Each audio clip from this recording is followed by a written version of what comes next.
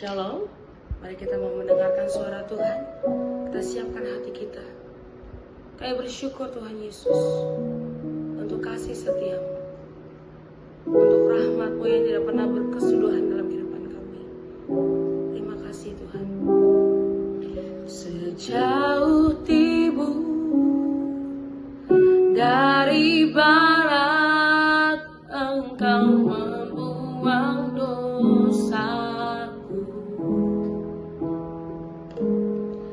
Tiada kau ingat lagi pelanggaranku. Jauh ke dalam tubir laut, jauh ke dalam tubir laut, kau melemparkan dosaku. Tiada kau perhitungkan kesalahan kami Tuhan, tiada kau perhitungkan kesalahanku. Betapa besar, betapa besar kasih pengampunanmu Tuhan. Tak kau pandang hina hati. Terima kasih Tuhan Yesus. Haleluya. Yang hancur kami berterima kasih, ku berterima kasih kepadamu ya Tuhan. Pengampunan yang kau beri, pengampunan yang kau beri, pulihkanku. Betapa besar, betapa besar kasih pengampunanmu Tuhan. Tak kau pandang hina hati yang hancur Tuhan. Terima kasih ya Bapa, kasih-Mu sungguh sempurna bagi kami ya Bapa. Oh, kami berterima kasih, ku berterima kasih kepadamu ya Tuhan. Pengampunan yang kau berpengampunan, pengampunan yang kau pengampunan, pengampunan yang kau beri, pulihkanku. Terima kasih untuk segala pengampunan yang Tuhan berikan kepada kami. Kami bersyukur Tuhan. Kasih-Mu, karena kasih karunia-Mu secara cuma-cuma yang melimpah dalam kehidupan kami. Saat ini kami mendengarkan suara-Mu ya Tuhan. Berbicara atas setiap kami.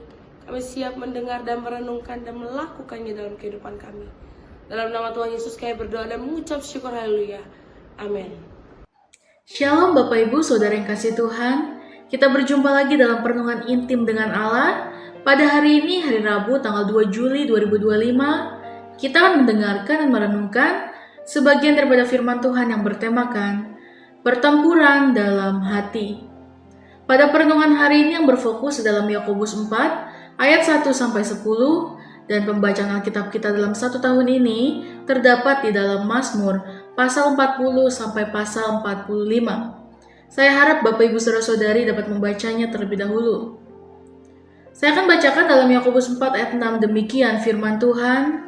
Tetapi kasih karunia yang dianugerahkannya kepada kita lebih besar daripada itu. Karena itu ia katakan, Allah menentang orang yang congkak, tetapi mengasihi orang yang rendah hati.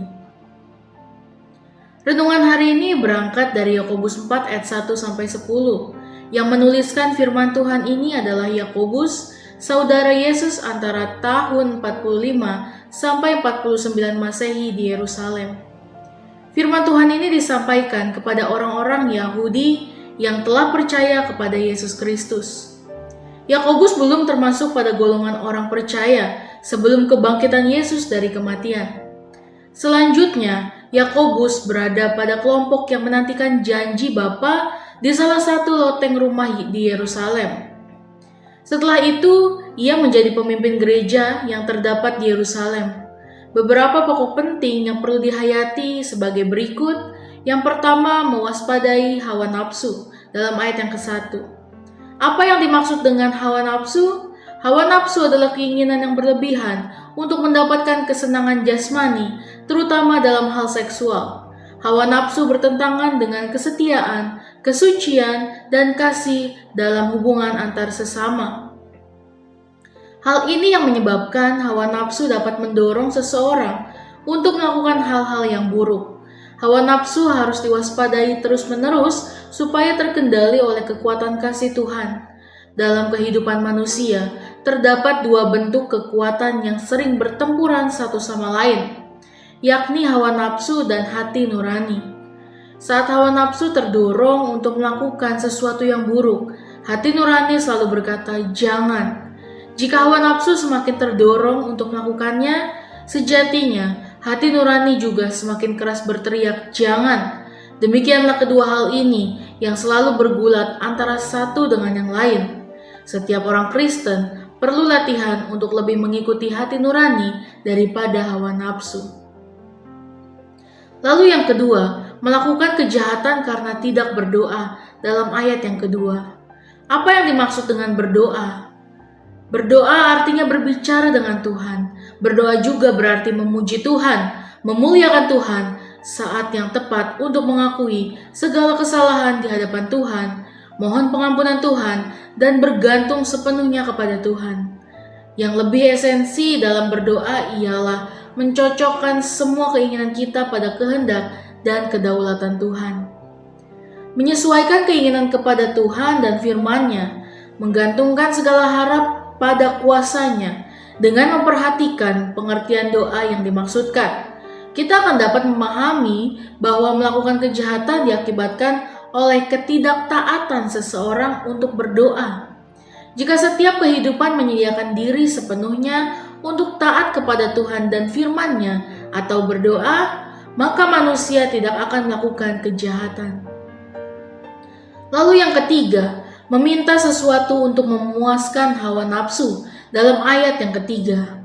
Manusia tidak akan mengalami sukacita dan kebahagiaan yang sejati jika segala sesuatu yang dimilikinya digunakan untuk memuaskan hawa nafsu.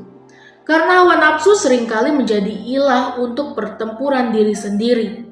Semestinya, manusia bukan untuk memenuhi keinginan yang berlebih, tetapi mengontrol segala kebutuhannya berdasarkan takut akan Tuhan. Setiap orang yang memiliki kekayaan materi yang berlimpah, tetapi memiliki keinginan yang terus-menerus untuk menambah hartanya tanpa henti, sesungguhnya yang seperti inilah orang yang sangat miskin. Untuk merasakan kebahagiaan hidup bukan berarti harus memiliki kekayaan materi yang berlimpah, tetapi kemampuan untuk menikmati yang sedikit. Lalu yang keempat, persahabatan dengan dunia berarti bermusuhan dengan Allah dalam ayat yang keempat. Konsep dunia dalam hal ini tidak mengarah pada bumi yang diciptakan oleh Tuhan, tetapi pada sistem nilai-nilai yang telah dililit oleh dosa. Bercermin pada 1 Yohanes 2 ayat 15-17 bahwa dunia yang dimaksudkan dalam hal ini ialah keinginan mata, keinginan daging, dan keangkuhan hidup manusia yang telah jatuh ke dalam dosa. Ketiga kecenderungan hati manusia ini adalah perseteruan dengan Allah. Hidup di dalam dunia bukan berarti harus bersekutu dengan hal-hal yang bertentangan dengan keinginan Tuhan. Salah satu tujuan Allah mencipta manusia menjadi mendataris Allah untuk mengelola dan menata dunia ini menjadi kemuliaan Tuhan, menjadi berkat untuk sesama dan lingkungan. Tanpa manusia menghayati tugas itu, manusia akan kehilangan jati dirinya sebagai manusia. Manusia akan menjadi manusia seutuhnya jika menyadari dirinya sebagai wakil Allah di bumi. Lalu yang kelima, roh yang ditempatkan dalam diri orang percaya diingininya dengan cemburu. Dalam ayat yang kelima, roh yang terdapat dalam diri manusia berasal dari Allah. Roh itu yang menyebabkan manusia menjadi makhluk yang hidup. Tanpa roh Allah yang dihembuskan kepada manusia, manusia akan tetap menjadi seonggok tanah yang tidak berarti.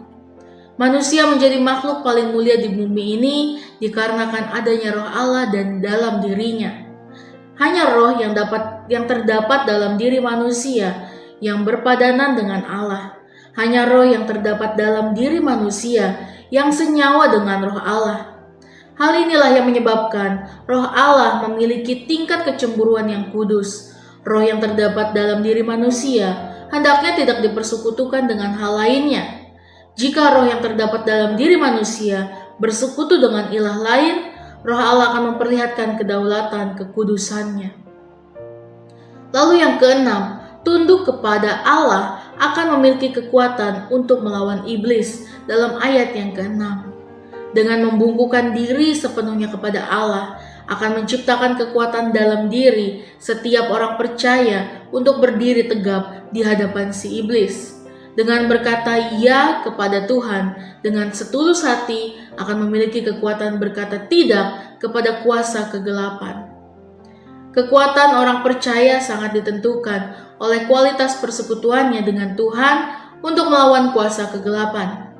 Berlari kepada Tuhan sebagai tempat perlindungan akan terhindar dari kuasa iblis. Setiap orang yang berupaya terus-menerus berada dalam hadirat Tuhan akan memperoleh kekuatan yang terus-menerus dalam menjalani kehidupan. Manusia tidak akan memiliki kekuatan untuk melawan iblis tanpa terhubung dengan sumber kekuatan yang sempurna, yakni Tuhan, pencipta alam semesta dan segala isinya. Amin. Mari kita sama-sama berdoa. Bapa yang baik, terima kasih Tuhan Yesus untuk perenungan pada hari ini ya Bapa. Kami tahu Bapa, dalam hati kami Engkau selalu hadir ya Bapa.